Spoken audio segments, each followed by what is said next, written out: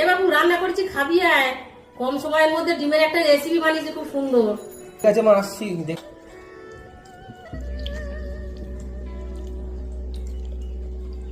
ও মা, হেভি হয়েছে খেতে গো, দারুণ বানিয়েছো তো। তাই? তুমি খেয়ে দেখো। হুম, কেমন হয়েছে? ফাটাফাটি। ফাটাফাটি।